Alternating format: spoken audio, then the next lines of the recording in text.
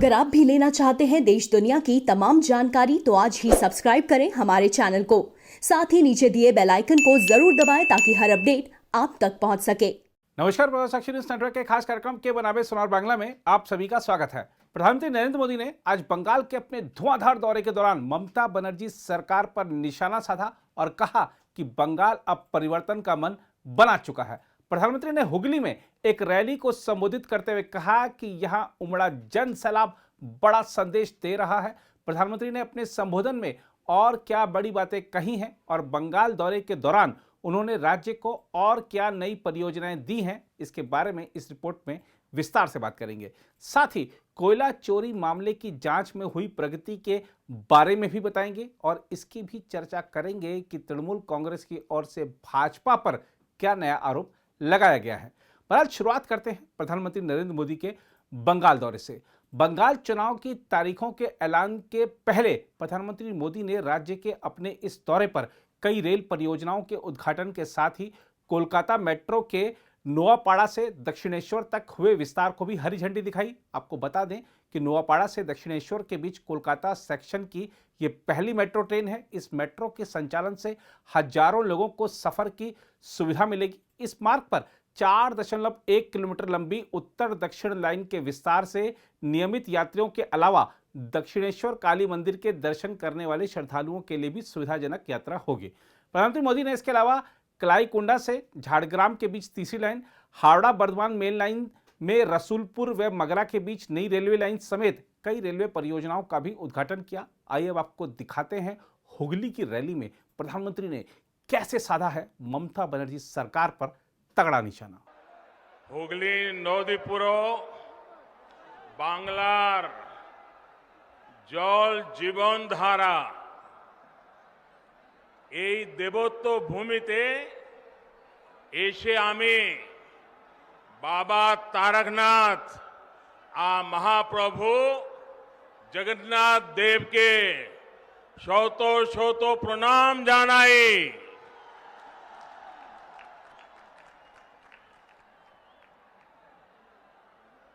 आप लोगों का ये उत्साह, ये उमंग, ये ऊर्जा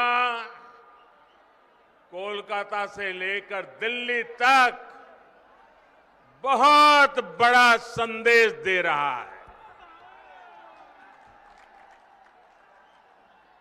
अब पश्चिम बंगाल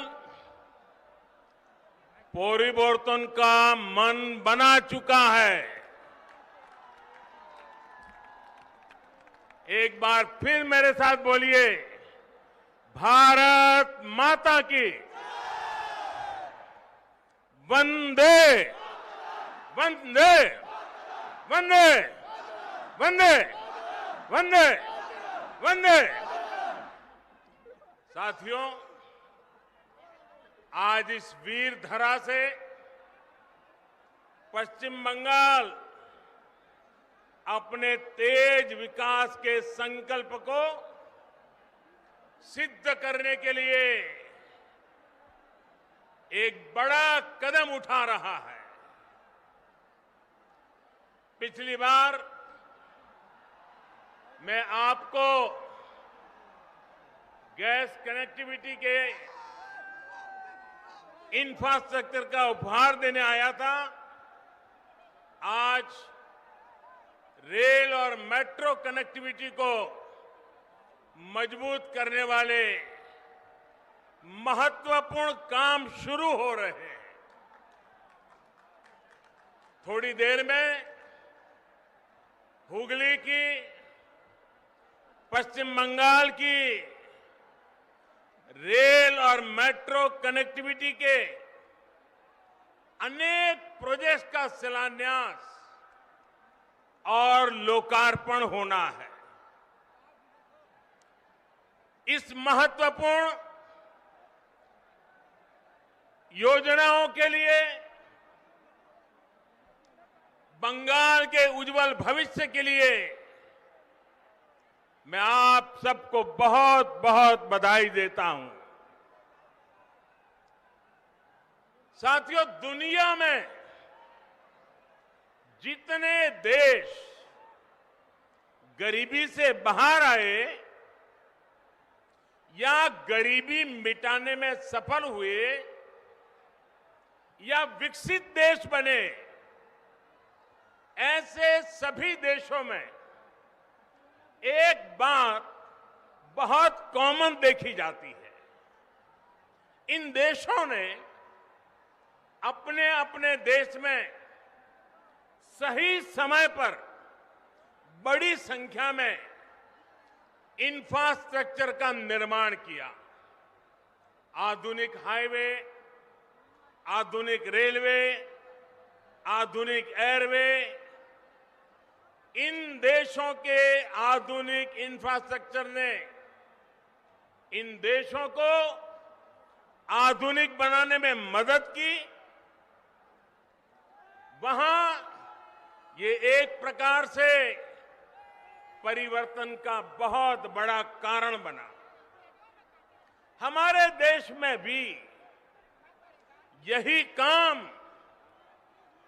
दशकों पहले होना चाहिए था, लेकिन हुआ नहीं। अब हमें देर नहीं करनी है, हमें एक पल भी रुकना नहीं है, हमें एक पल भी गंवाना नहीं है। इसी सोच के साथ आज देश में आधुनिक इंफ्रास्ट्रक्चर के निर्माण पर अभूतपूर्व जोर दिया जा रहा है, अभूतपूर्व निवेश किया जा रहा है। बेहतर इंफ्रास्ट्रक्चर, खेती, उद्योग, टूरिज्म, युवाओं को रोजगार, यानी विकास के हर पहलू के लिए मूलभूत आवश्यकता होती है।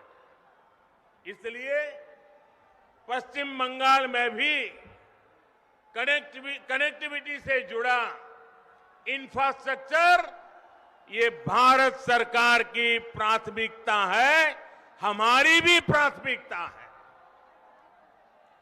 बीते वर्षों में हाईवे, रेलवे, एयरवे, वाटरवे और आईवे, हर प्रकार की कनेक्टिविटी पर फोकस किया गया है। यहां बंगाल में भी हजारों करोड़ रुपए निवेश किए गए हैं। बंगाल में रेल लाइनों के चौड़ीकरण और बिजलीकरण का काम तेज गति से किया जा रहा है। भाइयों बहनों, अब रेलवे को लेकर पश्चिम बंगाल में संभावनाओं के नए द्वार खुल रहे हैं। पूर्वी डेडिकेटेड फ्रेट कॉरिडोर का बड़ा लाभ पश्चिम बंगाल को होने वाला है।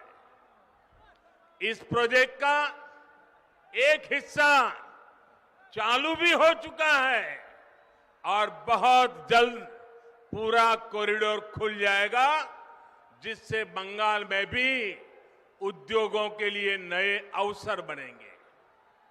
इसी तरह जो विशेष किसान रेल शुरू की गई है, उसका लाभ आज पश्चिम बंगाल के छोटे किसानों को बहुत तेजी से मिलना शुरू हो रहा है।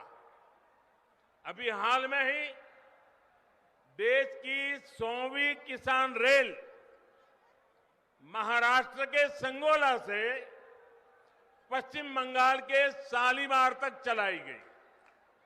इससे यहां के फल, सब्जी, दूध और मछली से जुड़े छोटे किसानों को मुंबई, पुणे सहित देश के अनेक बड़े बाजारों तक सीधी पहुंच मिली है। भाइयों और बहनों, आज उत्तर 24 परगना, हावड़ा, हुगली जिलों के लाखों छात्र छात्राओं कर्मचारियों, श्रमिकों के लिए भी बहुत बड़ा दिन है। नॉर्थ साउथ मेट्रो का नोआपाड़ा से दक्षिणेश्वर तक विस्तार होने से हर दिन इन जिलों के हजारों यात्रियों को सुविधा होने वाली है। अब आपको कोलकाता आने जाने के लिए आधुनिक और सुविधा संपन्न तेज पब्लिक ट्रांसपोर्ट मिल गया है। भाइयों और बहनों, चंद्रनगर सहित ये पूरा क्षेत्र भारत की आजादी का, भारत की संस्कृति और भारत के ज्ञान विज्ञान का एक प्रकार से तीर्थ है।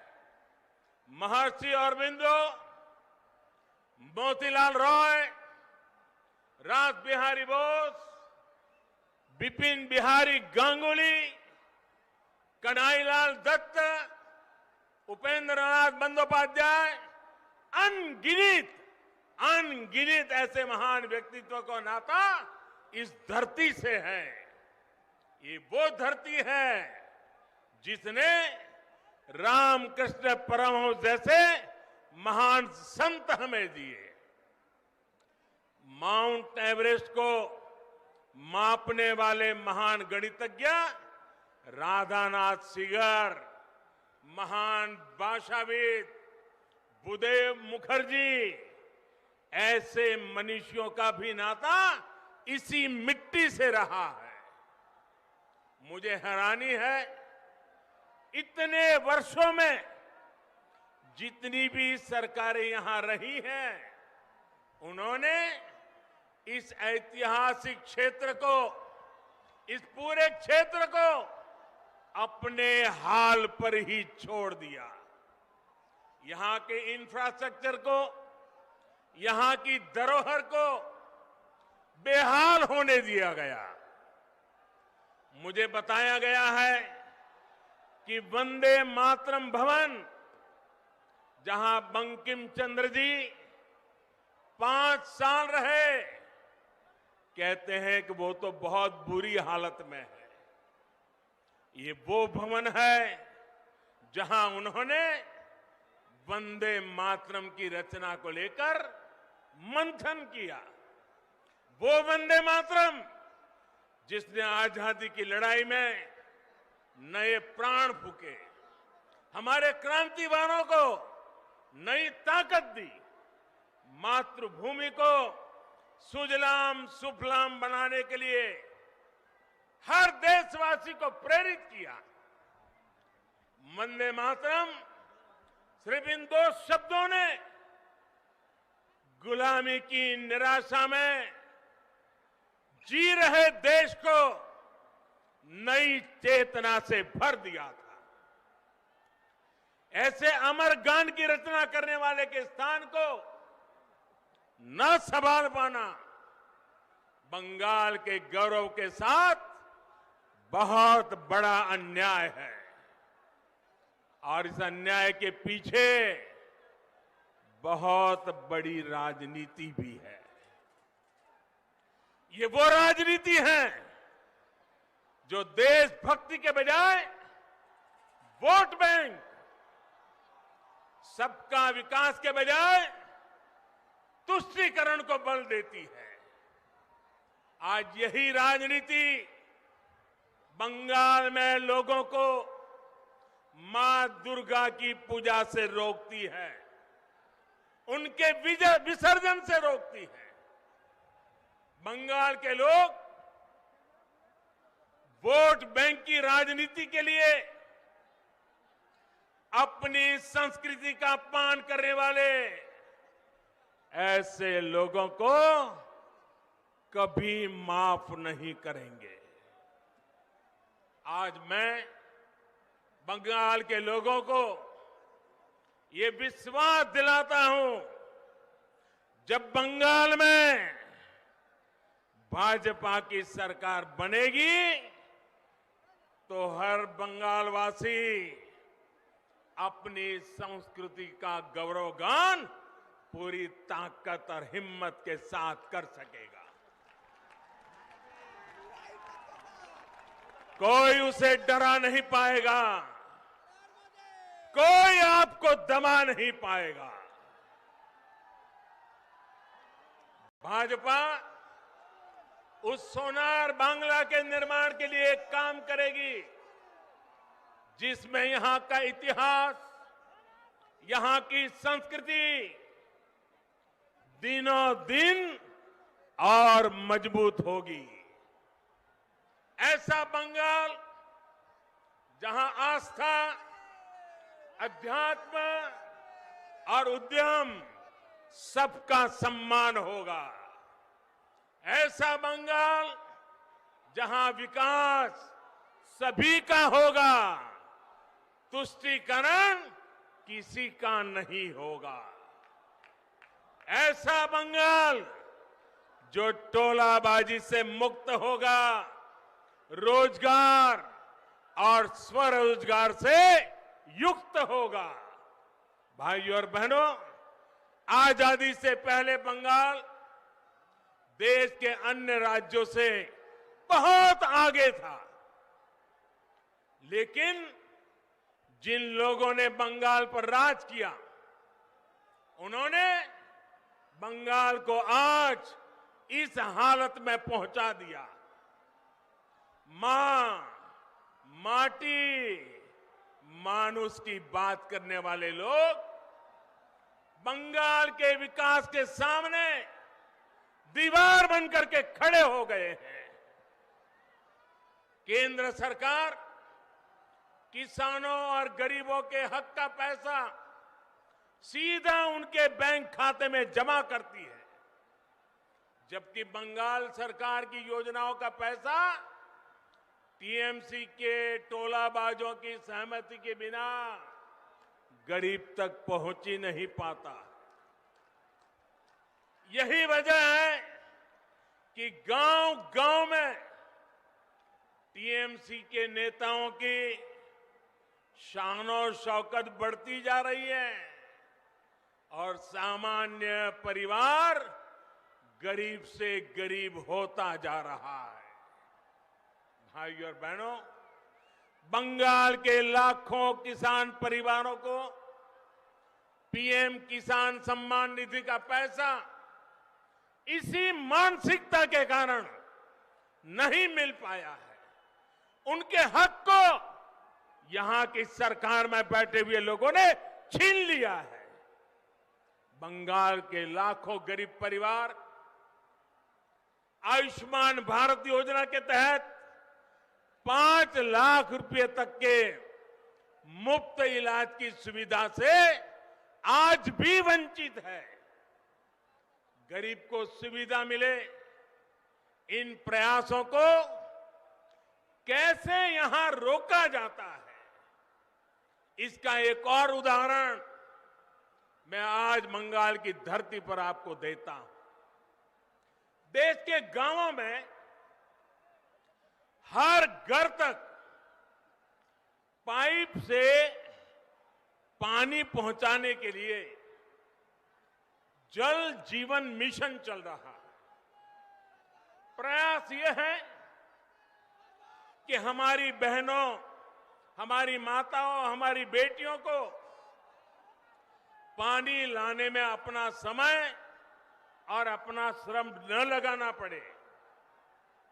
प्रयास ये है कि हमारे बच्चों को प्रदूषित पानी से होने वाली अनेक बीमारियों से बचाया जा सके।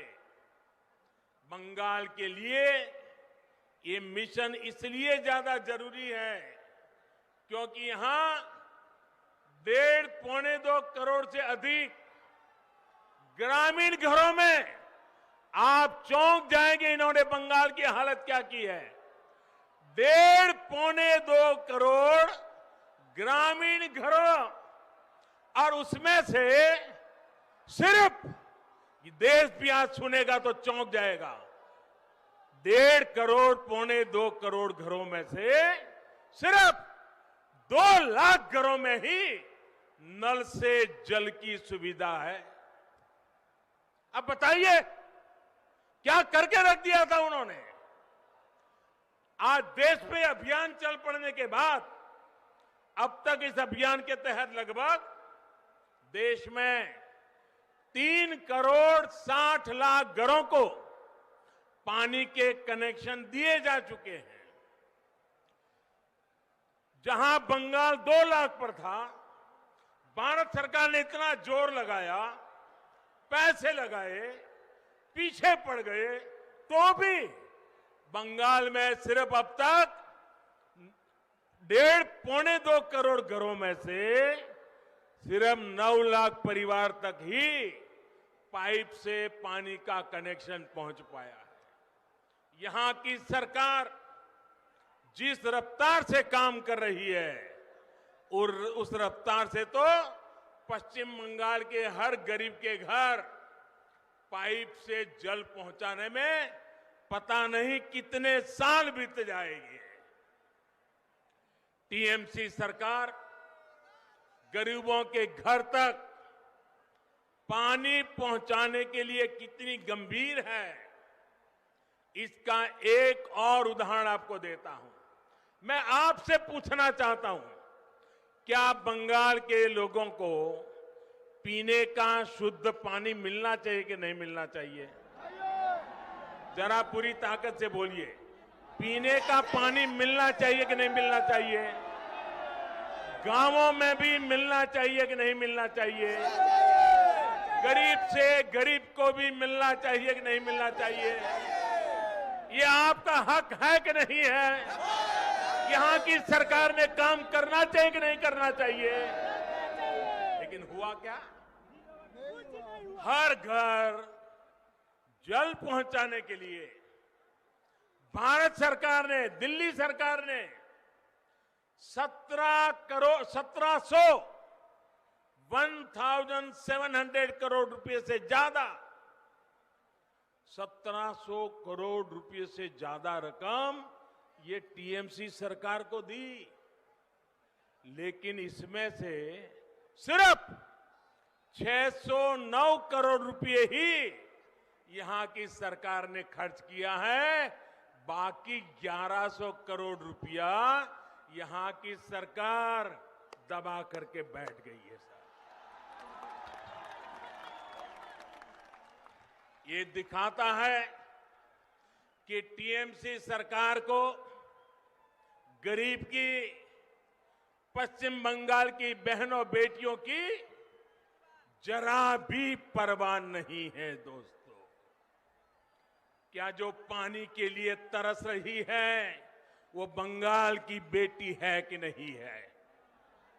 वो बंगाल की बेटी है कि नहीं है? बंगाल की बेटी को पानी मिलना चाहिए कि नहीं मिलना चाहिए? बंगाल की बेटी के साथ अन्याय करने वाले लोग, क्या उनको माफ किया जा सकता है? भाई और बहनों, पश्चिम बंगाल में भाजपा की सरकार सिर्फ सत्ता में परिवर्तन के लिए नहीं, बल्कि आसोल परिवर्तन के लिए बनानी है। आसोल परिवर्तन, बल्कि यहां कमल खिलाना इसलिए जरूरी है ताकि पश्चिम बंगाल की स्थिति में वो आसोल परिवर्तन आ सके, जिसकी उम्मीद में आज हमारा नौजवान जी रहा है। ये हुगली अपने आप में बहुत बड़ा उदाहरण है कि बीते दशकों की अव्यवस्था ने पश्चिम बंगाल को किस हाल में पहुंचा दिया है। हुगली जिला तो भारत में उद्योगों का एक प्रकार से हब था। हुगली के दोनों किनारों पर जूट इंडस्ट्री थी, आयरन और स्टील मशीनों के बड़े बड़े कारखाने थे, बड़े पैमाने पर यहां से निर्यात होता था।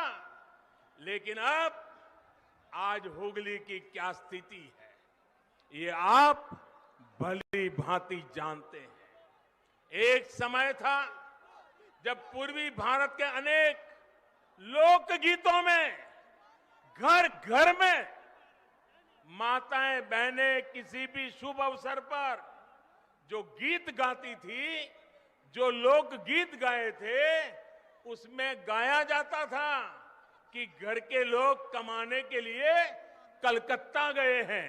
उस समय शब्द प्रयोग करते थे, कलकत्ता गए हैं। इन गीतों में ये उम्मीद लगाई जाती थी कि कलकत्ता से आते समय अपना परिवार का व्यक्ति जब घर लौटेगा तो वो घर के लिए कलकत्ता से क्या क्या लाएगा, कौन कौन से उपहार लाएगा, कौन से जो चीजें कलकत्ता में नहीं बनी है वो अब हमारे गांव, हमारे घर में आएगी। ऐसे गीत बंगाल के बाहर, उड़ीसा हो, बिहार हो, आंध्र तेलंगाना तक, इधर आसाम, नॉर्थ ईस्ट, लोग घर में गाते थे। ये कलकत्ता की कीर्ति थी उस जमाने में। अब ये सब बदल गया है। अब इस औद्योगिक शहर के निवासियों को, बंगाल में बहुत से निवासियों को काम करने के लिए दूसरों के यहां, दूसरे राज्यों में जाना पड़ रहा है। इस स्थिति को बदलने का काम बंगाल में बनने वाली और जो सरकार बनाना आपने ठान लिया है, जो सरकार बनाना आपने तय कर लिया है, वो भाजपा सरकार बनते ही उस दिशा में एक के बाद एक कदम उठाएगी। भाजपा सरकार औद्योगिक विकास की नीतियों में बदलाव करेगी, तेजी से निर्णय लिए जाएंगे, इस क्षेत्र का विकास किया जाएगा। साथियों, एक दौर था जब पश्चिम बंगाल की जुट मिले देश की अधिकांश जरूरतों को पूरा करती थी, लेकिन इस इंडस्ट्री को भी अपने हाल पर छोड़ दिया गया था।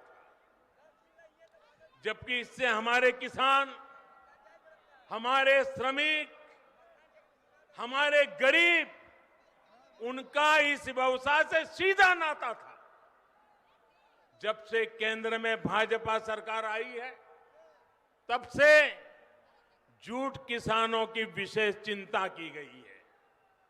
अब तो गेहूं की पैकेजिंग में भी जूट के बोरों को कंपलसरी किया गया है। चीनी की पैकिंग के लिए भी बड़ी मात्रा में जूट का उपयोग हो रहा है।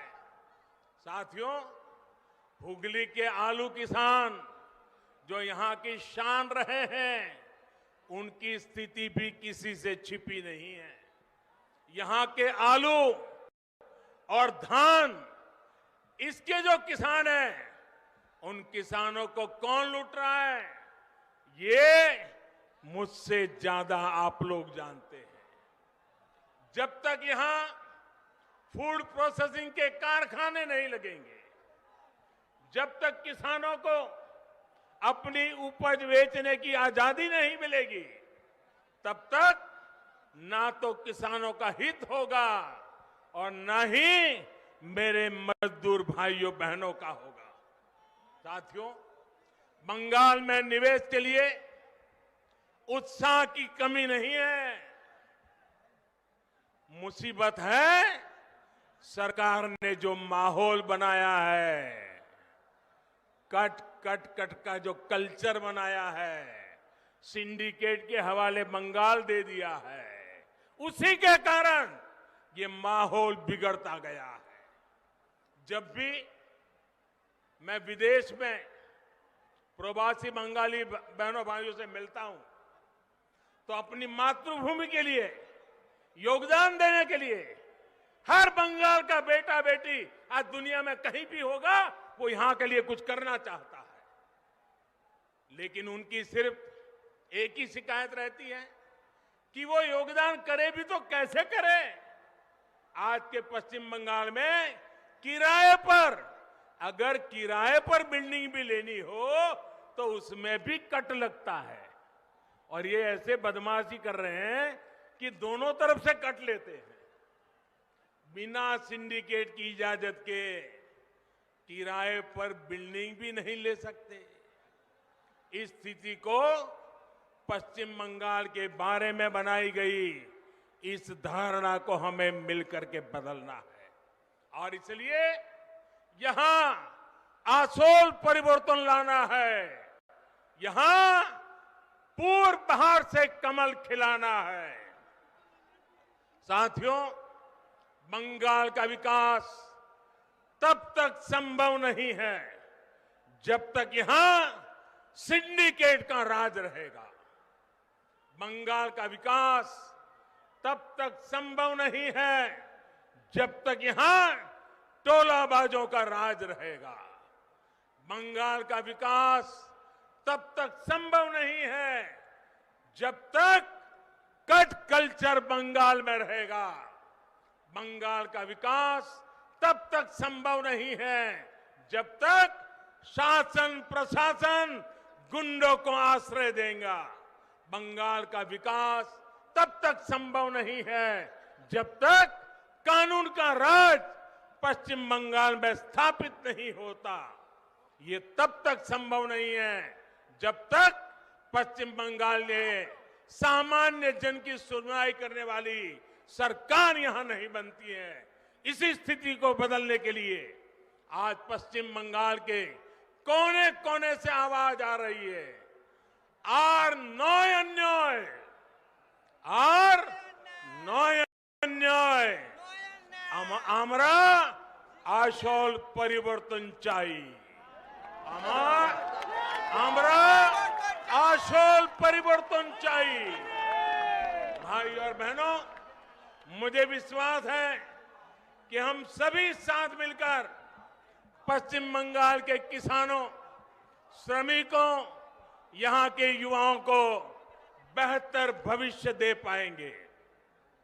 भाइयों बहनों, एक बार फिर आज अनेक भेंट सौगातें बंगाल को मिल रही है। उज्जवल भविष्य के लिए ये इंफ्रास्ट्रक्चर के काम आने वाले हैं और इन सब के लिए आप सबको मैं बहुत बहुत बधाई देता हूं। मेरे साथ दोनों हाथ ऊपर करके पूरी ताकत से बोलिए, भारत माता की, भारत माता की, वंदे वंदे वंदे वंदे वंदे वंदे वंदे वंदे वंदे वंदे वंदे वंदे। उधर सीबीआई की एक टीम ने कोयला चोरी मामले में मंगलवार को तृणमूल सांसद और ममता बनर्जी के भतीजे अभिषेक बनर्जी की पत्नी की बहन मेनका गंभीर से उनके कोलकाता स्थित आवास पर पूछताछ की। अधिकारियों ने बताया कि मेनका को रविवार को नोटिस दिया गया था। मेनका अभिषेक की पत्नी रुचिरा बनर्जी की बहन है। उधर रुचिरा बनर्जी ने सीबीआई के समन का जवाब देते हुए कहा है कि कथित कोयला चोरी घोटाले में पूछताछ के लिए केंद्रीय एजेंसी अपना एक दल मंगलवार को उनके घर पर भेज सकती है। सीबीआई ने रविवार को जांच में शामिल होने के लिए रुचिरा को समन भेजा था। रुचिरा ने सीबीआई को लिखे एक पत्र में कहा है कि हालांकि मैं इस कारण से अनभिज्ञ हूं कि मुझे पूछताछ के लिए क्यों बुलाया जा रहा है या जांच का विषय क्या है। आप अपनी सुविधानुसार कल यानी 23 फरवरी 2021 को 11 बजे से दोपहर 3 बजे के बीच मेरे आवास पर आ सकते हैं। अब देखना होगा जब सीबीआई पूछताछ के लिए जाती है तो क्या चीज़ें और निकल कर आती हैं। उधर इस घटनाक्रम ने पश्चिम बंगाल में राजनीतिक तापमान को और बढ़ा दिया है, जहां अप्रैल मई में चुनाव होने वाले हैं। तृणमूल कांग्रेस के वरिष्ठ सांसद सौगत राय ने कहा है कि भाजपा के पास कोई सहयोगी दल नहीं बचा है तो उसने सीबीआई और ईडी को ही अपना सहयोगी दल बना लिया है और उनके सहारे राजनीति कर रही है। No, see now BJP is left with no allies. Akali Dal has left, other people have left. So their only allies are CBI and ED. They're trying to use their allies to browbeat, to threaten, to pressurize. the TMC, which is their main opponent. Whatever CBI notice has been issued will be dealt with legally. There is no problem about that, but it is evidently an effort to browbeat us.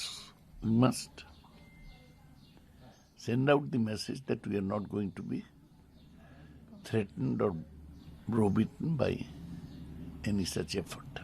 अब आपको मिलवाते हैं केंद्रीय मंत्री गिरिराज सिंह से। उन्होंने एक बार फिर अपने चिर परिचित अंदाज में ममता बनर्जी सरकार पर निशाना साधते हुए कहा है कि राज्य सरकार की उल्टी गिनती शुरू हो चुकी है। ममता बनर्जी फ्रस्ट्रेशन में है। गिरती हुई शाख, जाती हुई गद्दी, जो जिसको कहते हैं काउंटडाउन शुरू हो गया है सत्ता की, और हिंसा का सहारा ली है। लोकतंत्र में हिंसा का कहीं जगह नहीं है, और बीजेपी के कम से कम 200 कार्यकर्ताओं के ऊपर हमले हुए हैं जिनकी मौत हुई है। पहले वो सरस्वती पूजा के लिए कोर्ट जाना पड़ता था, दुर्गा मूर्ति को विसर्जन के लिए कोर्ट जाना पड़ता था। आज फोटो खिंचवा रहे हैं। मोदी की देन है कि आज वहाँ अपना पोस्टर लगवा रही है। जिसने बंगाल के किसानों को पैसा नहीं दे पाई, 6,000 रुपया, वो नौटंकी कर रही है दाम पे।